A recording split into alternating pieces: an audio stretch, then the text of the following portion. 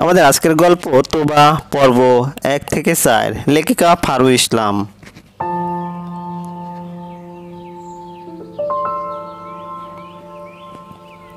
আমি যখন সবেমাত্র কলেজে উঠলাম, আমার সবচাইতে প্রিয় চাচাতো ভাইদের মধ্যে রিজভী ভাইয়া আমাদের কলেজের ইংলিশ টিচার হয়ে আসলেন। ভীষণ ভীষণ মেধাবী ছিলেন। তিনি যখন ক্লাস নিতেন, সব মেয়েদের মতো আমিও হা করে তার দিকে তাকাই থাকতাম। কি যে সুন্দর দেখতে ছিল! ক্লাসের সব মেয়েদের প্রিয় ছিল সেই।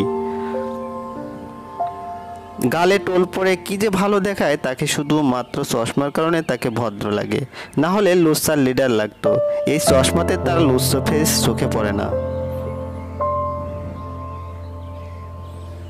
ক্লাসের অনেক মেয়েদের সেই পড়া ধরে, আমার বেলায় আমি নিজে উঠে দাঁড়াই। বলাই বাহুল্য, সে কখনো আমার পড়া ধরে না।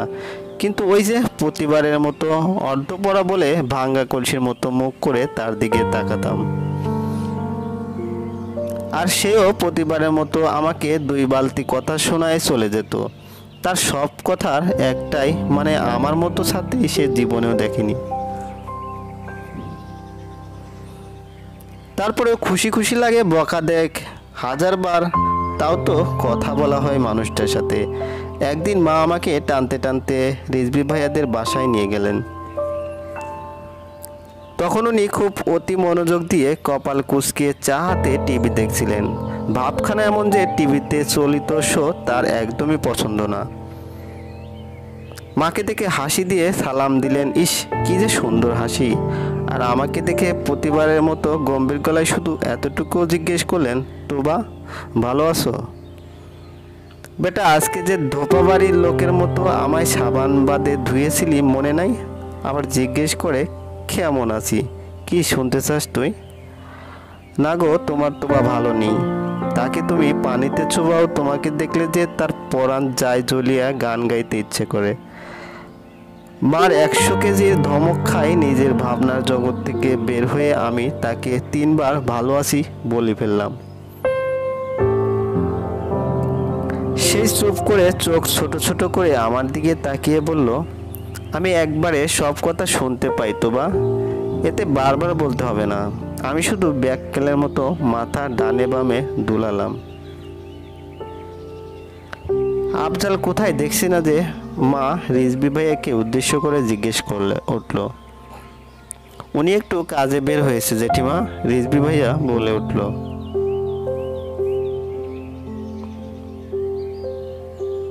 তারপর মা রিজভী ভাইয়াকে বললেন, আমার একটা কথা রাখবে বাবা? তিনি বললেন, রাখার মতো হলে আমি অবশ্যই রাখবো জেঠিমা, রিজভী ভাইয়া বলে উঠল। তারপর মা যা বললেন, ভয়ে আমার পেটের নাড়ি ভুড়ি বের হওয়ার অশেষ। ওনার আমার দিকে কঠিন চোখে তাকানো দেখে আমি মনে মনে চিৎকার করে বলছি, আমি কিছু জানি না ভাইয়া, আমার দোষ নাই। কিন্তু আফসোস, আমার মুখ দিয়ে কিছু বের হলো না। আমি শুধু এতিমদের মতো মুখ করে মার দিকে তাকিয়ে মনে মনে বললাম, আজ শুধু আমি এক বিষয় ফেল মারছি বলে। মা রিজভী ভাইয়াকে বলল আমাকে পড়ানোর জন্য। ভাইয়ের তাকানো থেকে আমি বুঝলাম সেই ভাবছে হয়তো আমি মাকে বলেছিলাম পড়ানোর কথা। আমি জানি উনি আমাকে মোটেও পড়াবে না। উনি কিছু বলার আগে আমি মাকে বললাম, মা আমি ওনার কাছে পড়বো না। মা এমনভাবে তাকালেন, তার দৃষ্টি বলে দিচ্ছে, ফেল মারি মারি তো লজ্জা শরম উঠে গেছে তোর। কিন্তু আমাকে ভীষণ অবাক করে দিয়ে মাকে বললেন, আমি ওকে পড়াবো জেঠিমা। আমার মা তাতে এত খুশি হলেন, মনে হয় তার মেয়েকে আজই বিদ্যাসাগরিকা বানাবে। সেই পরের দিন থেকে আমাকে পুরোদমে পড়াতে শুরু করলেন।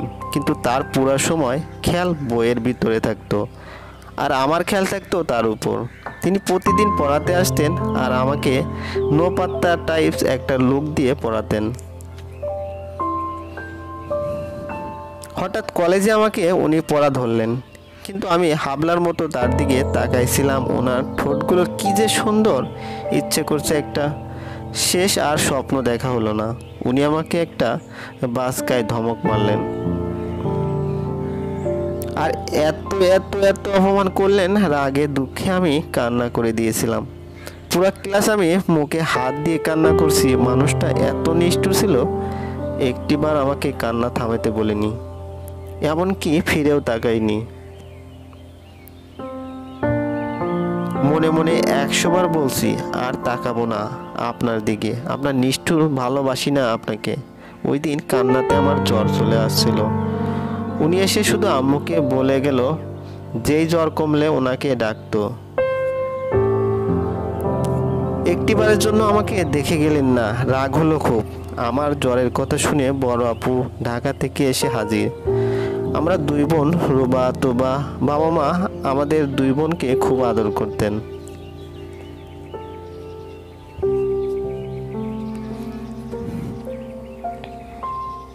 আমার বোন আমার খুব প্রিয়, শুধু একটা দিক ছাড়া। ও এত প্রেম করে মনে হয় শতক পার হয়েছে, আর না হলে আমার কাছে সব দিক দিয়ে ভালো। সে বাড়িতে আসলো 7 দিনের জন্য। আমার জ্বর এখনো ঠিক মতো ভালো হয়নি। রিজভী ভাইয়া এসে হাজির।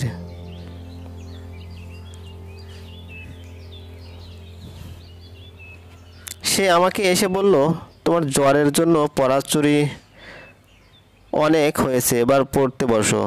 আমি নাক মুখ কুঁচকে ওনার দিকে তাকালাম। আমাকে বলে পড়াচোর। উনি আমার দিকে তাকিয়ে ঠান্ডা গলায় বললেন, যাও টেবিলে বসো। আমি খুখু করছিলাম আর বই বের করছিলাম। হঠাৎ রুবা আবার এসে বললেন, মা তোকে ডাকতেছে তোবা। এই প্রথমবার উনি আমার হয়ে কথা বললেন। ওর জ্বর রুবা, তুই জেঠিমার কথা গিয়ে শুনিয়ে আয়। আমি ভাইয়ার কথা শুনে অবাক হলাম, কারণ আমি আপুর ছোট, তাও আমাকে তিনি তুমি করে বলেন, কিন্তু আপুকে তুই করে বলেন। আপু দাঁত কিরমির করে বলল, ওকে ডাকছে, ওকে যেতে হবে। তোবা তুই যা।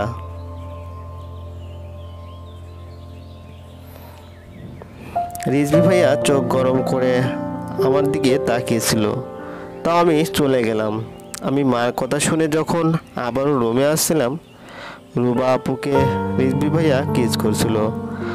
আমি নাস্তা হাতে সেখানে পাথর হয়ে গেলাম। এমন শখ হয়েছিলাম, আমার চোখ দিয়ে পানি বের হওয়া বন্ধ হয়ে গেল। ওদের কিস করা শেষ হলে আমি 1 পা 2 পা করে নাস্তা টেবিলে রাখলাম। রিজভী ভাইয়া আমাকে দেখে হসকিয়ে গেলেন। ততক্ষণ আপু রুম থেকে বের হয়ে গেল। উনি আমাকে বললেন, জ্বর নিয়ে এগুলো আনার কি দরকার ছিল? আমি চুপ করেছিলাম। যদি না যেতাম হয়তো এত বড় সত্যি জীবনেও জানতে পারতাম না। আমি নিচের দিকে তাকায় বললাম, আমি ঠিক আছি ভাইয়া, আর এমনিতে আমার যাওয়াতে আপনাদের জন্য ভালো হলো।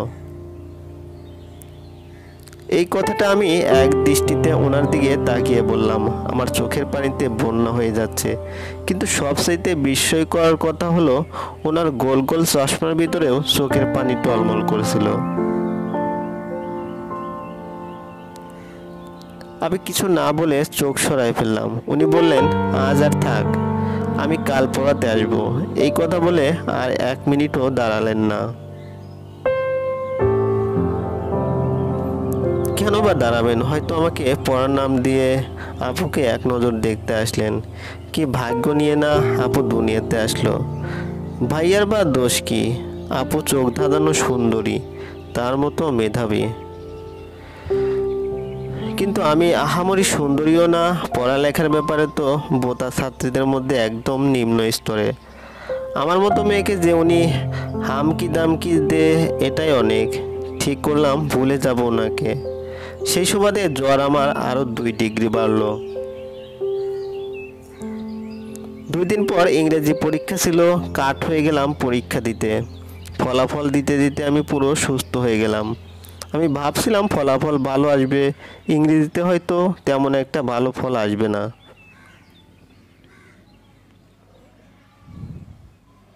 কিন্তু পাস আসবে। আমার সব আশা ভাবনায় দুবার পানি ঢেলে দিয়ে আমার ইংরেজিতে ফেল আসলো। ক্লাসের সবার সামনে আমার ফলাফল দেখে তিনি আমাকে বললেন, আজ পুরোটা ক্লাস তুমি বাইরে দাঁড়ায় থাকবে তোবা। আমি রোবটের মতো মুখ করে ক্লাসের বাইরে চলে গেলাম। তারপর আর কি দাঁড়িয়ে থাকলাম। পুরোটা ক্লাস শেষে বাসায় গিয়ে না খেয়ে বিছানায় গিয়ে পড়লাম।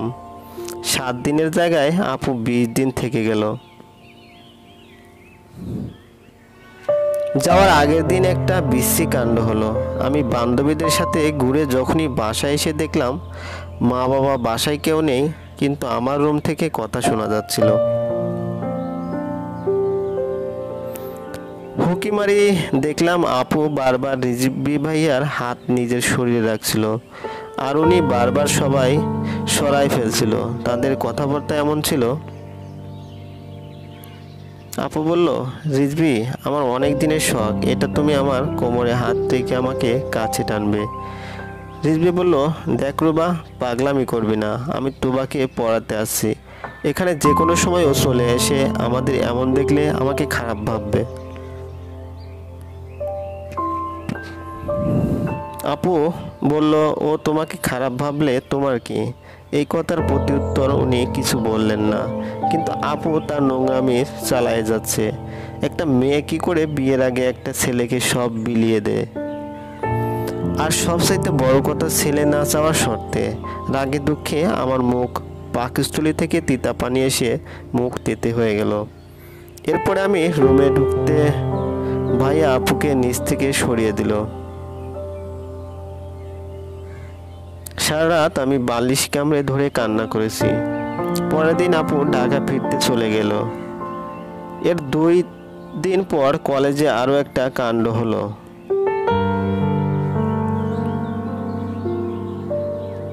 এত বড় বিপদ আমার জন্য যে এত বড় সুসংবাদ আনবে জানলে এই বিপদে আমি অনেক আগে পড়তাম। চলবে। তোবা, লেখিকা ফারুক ইসলাম, পর্ব 3-4। পরের দিন কলেজে আমাদের প্রথম বর্ষের নবীনবরণ ছিল, যার কারণে আমরা সবাই শাড়ি পরে গেলাম। যখনই কলেজে পৌঁছালাম আমার নজর শুধু সেই মানুষটিকে খুঁজছিল। ঠিক তখনই আমার একদিকে নজর আটকে গেল। উনি আমাদের সবচাইতে রূপবতী ম্যাডাম সাথে দাঁড়িয়ে দাঁড়িয়ে দাঁত কেলিয়ে কথা বলছিলেন। রাগে আমার শরীর থরথর করে কাঁপছিল। কেন দুনিয়ার সবার সাথে তাকে হাসতে দেখি, শুধু আমাকে ছাড়া? কি দোষ আমার? আমি যখনই থমথমে মুখ করে তার দিকে তাকিয়েছিলাম,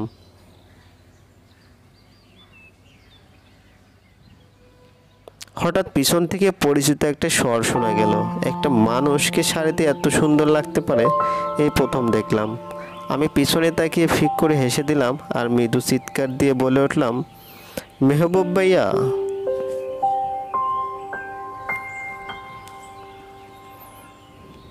মেহবুব সম্পর্কে আমার বড় আপুর বন্ধু আর আমাদের কলেজের হেড টিচারের একমাত্র ছেলে। মোটামুটি সুদর্শন, লম্বা, ফর্সা, গভীর চোখ, মুখে খোঁচা খোঁচা দাড়ি। মোট কথা তাকে সুন্দরের তালিকায় অনায়াসে ফেলা যায়। মেহবুব ভাইয়া মুচকি হেসে আমার দিকে তাকিয়ে বললেন, এতক্ষণ এই হাসি কই ছিল? মেহবুব ভাইয়া আমার আপুর সাথে পড়তেন। যখনই আপুর সাথে আমাদের বাড়ি আসতেন আমাকে খুব খুব হাসাতেন। আমি যখন মেহবুব ভাইয়ের সাথে কথা বলাই মন ছিল, অন্যদিকে কেউ একজন তেলে বেগুনে ফুঁসছে। উনি আর কেউ না, আমার প্রিয় মানুষটি।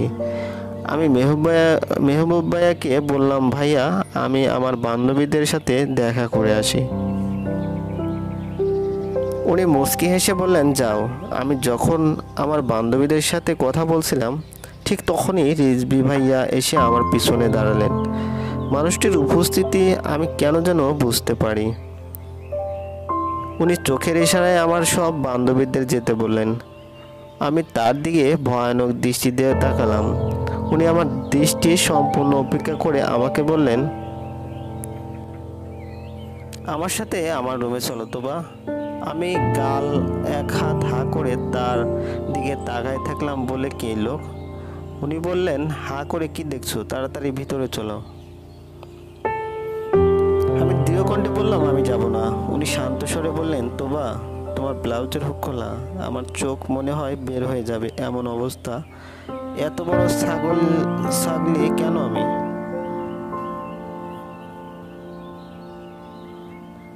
আমি কাঁপা কাঁপা গলায় বললাম, আমি শিলাদের বললে ওরা ঠিক করে দেবে। উনি বললেন, কেউ কে মাঠে দেখেছো তুমি? সবাই হল রুম চলে গেছে। আমি দিশাহারা হয়ে ডানে বামে তাকালাম। সত্যি তো কেউ নেই। এই মিনিট কয়েকের মধ্যে এইগুলো গেল কই?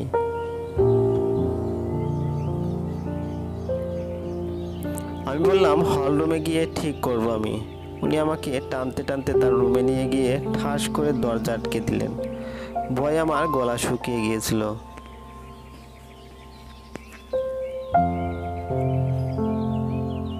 উনি এক পা দুই পা করেই এগিয়ে আমাকে ঘুরিয়ে দিয়ে আমার হুক ঠিক করছিলেন। তার হাত আমার শরীর পড়ার সাথে আমি পাথর হয়ে গেলাম। চুপচাপ সব কিছু হজম করলাম। তারপর উনি গাঢ় স্বরে বললেন, হল রুমে ছেলেরাও আছে। এত বড় হল রুমে ওদের খুঁজতে খুঁজতে অনেক সময় ব্যাপার ছিল। এতক্ষণ আমি চুপ করেছিলাম। এবার দৃঢ় স্বরে বললাম, হোক ওনার নজর খারাপ, তাকিয়ে থাকুক আমার দিকে খারাপভাবে, আপনার কি? আমি খেয়াল করছিলাম ওনার চোখ মুখ শক্ত কঠিন রূপ নিচ্ছিল। আমি তাও বললাম। উনি আমাকে কিস করলেও আর কিছু আমি বলতে পারলাম না। তার আগে উনি আমাকে 82 চিৎকার একটা থাপ্পড় মারলেন। আমি মুখ চেপে কান্না করা শুরু করলাম। গালটা যেন ছিঁড়ে যাচ্ছে ব্যথায়। রিজভী দাঁত কিরমির করে ধমকি স্বরে বলে উঠল, চুপ, একদম চুপ। আর একটা কথা না, অনেক হয়েছে। সব কিছুতে তোর জিদ কেন? এই জিদটা করে আরো আগে আমাকে ভালোবাসিস বলতে পারিসনি? যখন তোর বোন আমার গায়ের উপর পড়ে থাকতো সারাদিন, তখন তো শুধু মুখে হাত দিয়ে লুকিয়ে কান্না করতে পারিস। আমি হত বিস্ময়ে তার দিকে তাকায়াছিলাম। এত কিছু মানুষটা কেমনে জানলো? এর কি নজর সার্বক্ষণ আমার উপরে ছিল? আমার কান্না থেমে গেল। আমি শূন্য চোখে তার দিকে তাকিয়েছিলাম। উনি আমার আরো কাছে এসে আমার দুগালে হাত দিয়ে বললেন, আমি কখনো তোমাকে তুই করে বলিনি, বলতে চাইনি। কেন জানো?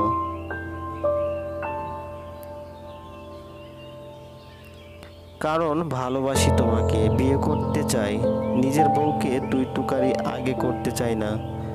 তোমার যাতে অন্য কোথাও বিয়ে না হয় তার জন্য আমার এখানে জব করতে আসা। ভালোবাসি খুব।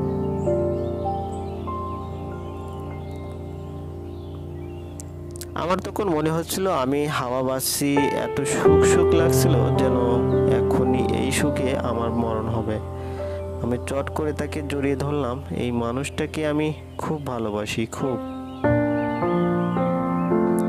উনি আমার ঘাড়ে চুমু খেলেন। সাথে সাথে আমি শিউরে উঠলাম। পুরো শরীর জুড়ে একটি ভালো লাগার অনুভূতি ছড়িয়ে গেল।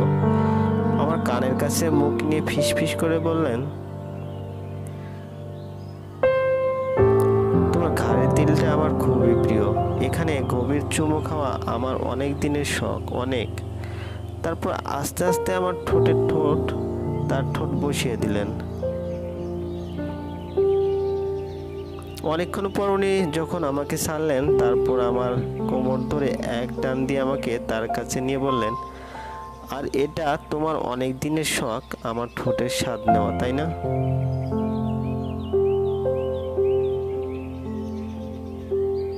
লজ্জা আমার মাথা কাটা যাওয়ার অবস্থা। মানুষটা সব বুঝতো, এত এত খেয়াল কেন করতো আমাকে? কিন্তু হঠাৎ আমার আপুর কথা মনে উঠল। সাথে সাথে নিজেকে তার থেকে ছাড়িয়ে নিলাম।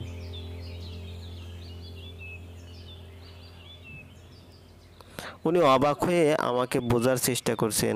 আমি ভীতু চোখে বললাম, তাহলে আপুর সাথে আপনার কিসের সম্পর্ক? উনি কতক্ষণ চুপ করে থেকে বললেন, ও নাকি আমাকে ভালোবাসে। বিগত 1 বছর থেকে আমাদের সম্পর্ক চলছে, হয়তো সামনেও চলতে থাকবে। আমি হাঁ করে রিজভী ভাইয়ের দিকে তাকিয়েছিলাম। মাথা যেন অস্বাভাবিকভাবে ভো ভো করছে।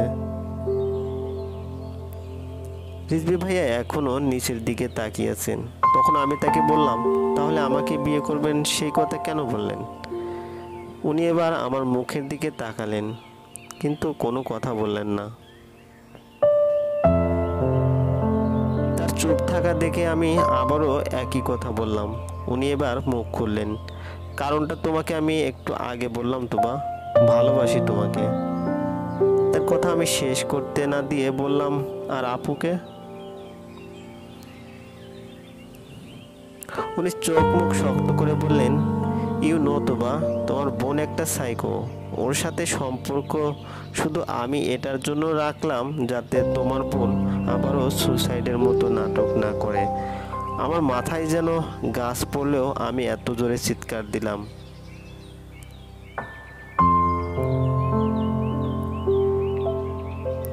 আপুর সুসাইডের কথা শুনে চিৎকার দিলাম। উনি সাথে সাথে আমার মুখ ধরে ফেললেন আর বললেন, এত জোরে চিৎকার দেওয়ার কি আছে? তুমি জানো না তোমার বোন যেই সাইকো?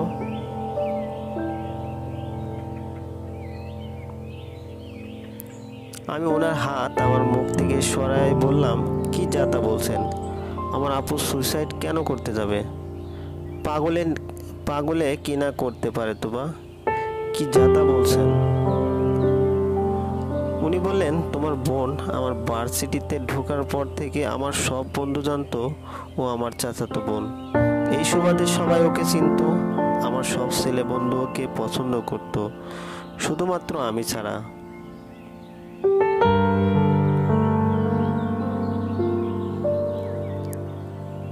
আমি তোমার বোনের সাথে প্রয়োজন ছাড়া কথা বলতাম না, এটা তার ইগোতে লেগেছে। সে হঠাৎ একদিন আমার সব বন্ধুর সামনে আমাকে প্রপোজ করে বসলো। আমি খুব ভদ্রভাবে তা প্রত্যাখ্যান করেছিলাম আর ওকে বলেছিলাম আমি আরেকজনকে খুব ভালোবাসি অনেক আগে থেকে, আর সেই আমাদের গ্রামের মেয়ে। আমি পড়া শেষ করে তাকে বিয়ে করব।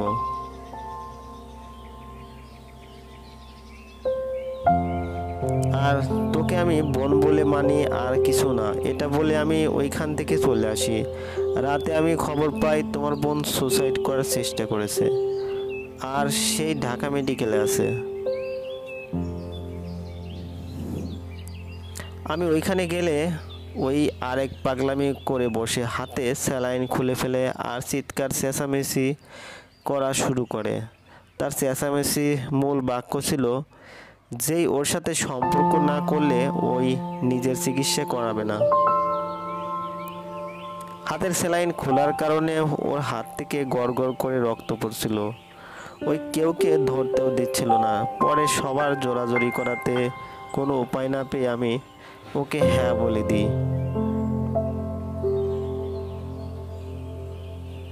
ওর জন্য আমার কোনো মেয়ে বান্ধবীর সাথে আমি কথা বলতে পারি না। ওই নিজেকে কিছু না কিছু করে ফেলতো। আমি আর পারছি না তোবা, আমি ওকে মন থেকে মানতে পারি না। অনেক চেষ্টা করেছি, কিন্তু প্রতিবারই 6 বছর আগে তোমার শাড়ি পরে আমার সামনে হেঁটে চলে যাওয়াটা মনে ওঠে।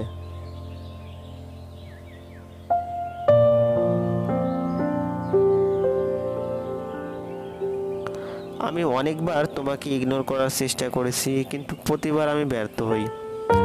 আজ যখন তোমাকে মেহবুবের সাথে হাসতে দেখলাম আর নিজেকে ধরে রাখতে পারিনি। আমি এতক্ষণ ওনার সব কথা শুনলাম। আমি যেন বোবা হয়ে গেলাম। কি বলবো আমি, কিভাবে কি করব? আপুর বা কেন আমারই রিজভি ভাইয়ার দিকে চোখ দিতে হলো। কলিজা আমার ফাটি যাচ্ছিল। আমি একটু চুপ থেকে ফুপিয়ে কান্না করে উঠে বললাম, আপনি আমাকে ভুলে যান, আপুকে বিয়ে করে নেন। এই কথা বলে আমি যখনই দৌড়ে চলে যাব, উনি আমাকে পিছন থেকে ডেকে উঠলেন, তোবা যেও না প্লিজ। আমি ওনার দিকে তাকিয়ে দেখলাম ওনার চোখ থেকে টপ টপ করে পানি পড়ছে। উনি এই কান্না মাখা মুখে আমাকে বললেন, থাকতে পারবো না আমি, তোবা মরে যাব। আমি আর নিজেকে ধরে রাখতে পারলাম না, দৌড়ে ওনার বুকে ঝাঁপিয়ে পড়লাম। দুজনের চোখে পানি যেন আর বাধা মানছে না। উনি আমাকে শক্ত করে জড়িয়ে ধরে বললেন, তোমাকে এত বছর পর পেয়ে আমি হারাতে পারবো না তোবা। আর 6 বছর পর তোমাকে নিজের করে পেয়ে হারালে আমি যে মরে যাব। ওনার এক একটা কথা আমার কলিজা ছিঁড়ে নিচ্ছিল।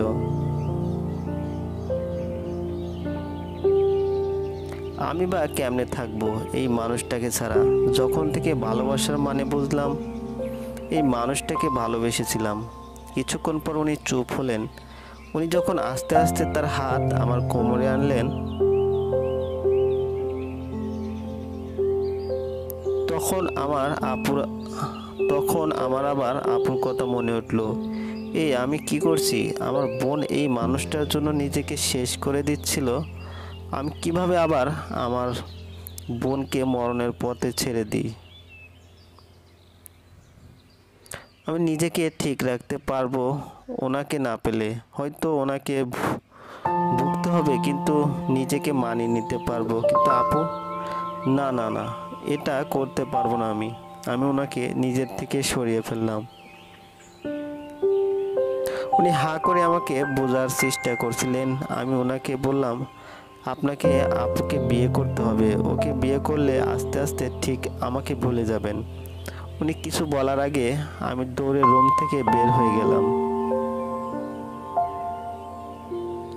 উনি আমাকে পিছন থেকে তোবা তোবা বলতে বলতে চিৎকার করে ডাকছিলেন।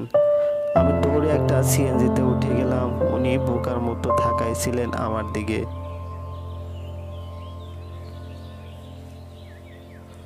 হয়তো এই মুহূর্তে ওনার কি করা উচিত সেটা তার বোধগম্য হলো না। আমি ঠিক করে ফেললাম, থাকবো না আমি এখানে, আর চলে যাব ঢাকা খালামণির বাসায়।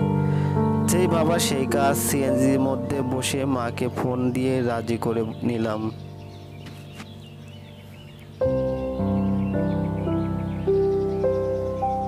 কারণ আমার জানা আছে মা খালামণির বাসায় যেতে আমাকে কখনো বারণ করবেন না। কারণ সে আগে টেনে হিঁচড়ে আমাকে ওইখানে নিতে পারতো না, আমি যেতাম না। কারণ একটাই, অন্তু ভাইয়া।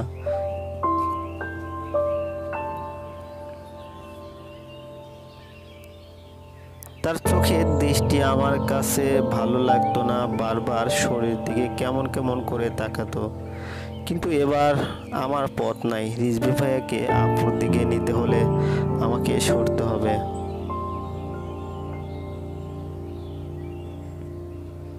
আমি জানি আমি বাড়িতে যাওয়ার আগে মা বাবাকে রাজি করাই ফেলবে। রিজভী ভাইয়া আসার আগে বাবা আমাকে নিয়ে রওনা হলো। আমি খালামণির বাসায় গিয়ে দেখলাম আপু আসলো।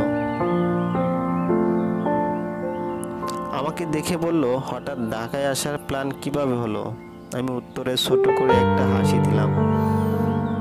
কিভাবে বলতাম, তোর ভালোবাসার ঘর আমি ভাঙতে পারবো না রে আপু, তাই এখানে আসা। খালামণি আমাকে পেয়ে অনেক খুশি। বাবাকে জোর করে রেখে দিলেন। বাসায় মা আর আমাদের কাজের মেয়েটা আছে, আর পাশের বাসায় রিজভী ভাইয়েরা আছে, তাই বাবা থেকে গেলেন।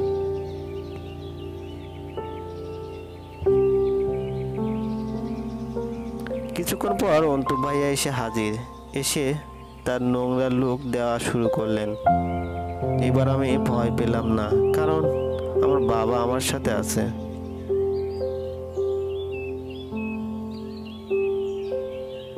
রাতে খাবারের টেবিলে যখন আমরা সবাই খেতে বসলাম, অন্তু ভাইয়া বারবার টেবিলের নিচ দিয়ে আমার পা ছোঁয়ার চেষ্টা করছিলেন।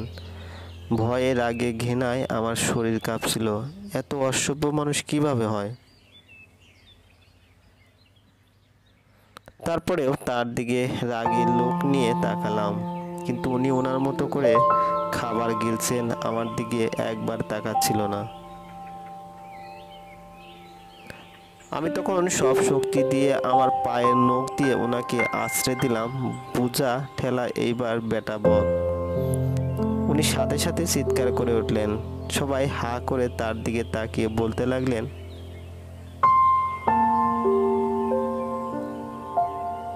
কি হয়েছে, কেন চিৎকার করলো? উনি সবাইকে বললেন ওনার মুখে কামড় পড়লো, আর আমার দিকে এমন ভাবে তাকিয়েছিলেন যেন খুন করবেন এক্ষুনি। আমি তাকে নো পাত্তা লোক দিয়ে মনের খুশিতে পা নাচাই নাচাই খাবার শেষ করতে মনোযোগী হলাম। উনি খালামণিকে বললেন, মা, আমি রুম থেকে বের না হওয়া বাদে কেউ আমার রুমের ওই দিকে যাবে না। এটা বলে গটগট করে হেঁটে চলে গেলেন। রাতে সবাই খাওয়ার শেষ করে যেই যার রুমে ঘুমাইতে গেলেন। আমি আর আপু এক রুমে ঘুমালাম। আমি ভাবলাম হয়তো আমাকে আপু আর রিজভি ভাইয়ের প্রেম আলাপ শুনতে হবে ফোনের, কিন্তু আমাকে অবাক করে দিয়ে আপু চুপচাপ ঘুমাই গেল। আমি তখন নিজের ফোনটা হাতে নিলাম।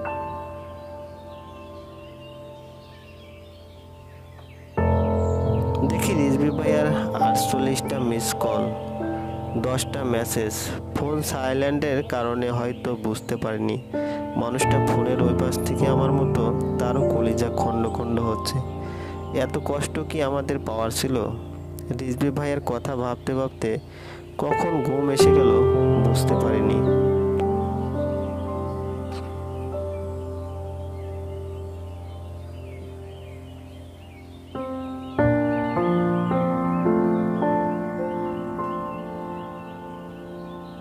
রাত যখন 2টা, আমার ঘুম ছুটে গেল। আমি চোখ খুলে দেখি পাশে আপু নেই। গেল কোথায়? পুরো রুম চোখ বুলালাম, কোথাও নেই। আমি আস্তে আস্তে রুম থেকে বের হয়ে আপুকে খুঁজতে গেলাম। খুঁজতে খুঁজতে আমি অন্তু ভাইয়ের রুমের সামনে হাজির হলাম। তখন আমি ওনার রুম থেকে হাসির আওয়াজ শুনলাম। এটার কারণ না, আমার আপুর হাসির আওয়াজ। এটা কিভাবে সম্ভব? ওরা কি করে তা দেখার জন্য ওনার জানালা দিয়ে উকি দিলাম। এই আমি কি দেখলাম? অন্তু ভাই আর আপু এক বিছানায়। তারা তাদের যৌন খুশিতে এতই মেতেছিল, জানালার এক পাশ যে খোলাই রয়ে গেছে তা দেখতে পাইনি। এই জন্য ভাইয়া নিজের রুমের আশেপাশে কাউকে আসতে দিতেন না।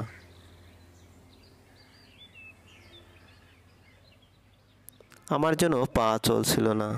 এই বোনের ভালোর জন্য আমি আমার রিজভি ভাইয়াকে ছেড়ে এত দূর চলে আসলাম।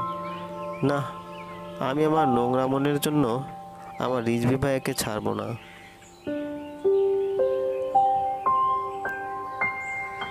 উনি আমার শুধু তোবার আর কারো না। কাল সকালে আমি বাবার সাথে আবার চলে যাব। এই কথা বলে আমি যখনই পিছনে তাকালাম, দেখি একটা মানুষ আমার দিকে চোখ বড় বড় করে তাকিয়ে আছেন। ভয়ে আমার পা থরথর করে কাঁপছিল। চলবে বন্ধুরা, এই গল্পটি যদি ভালো লাগে অবশ্যই লাইক কমেন্ট শেয়ার করবেন। আর চ্যানেলে যদি আপনি নতুন হয়ে থাকেন অবশ্যই সাবস্ক্রাইব করে বেল আইকনটি প্রেস করে রাখবেন, যাতে নতুন নতুন ভিডিও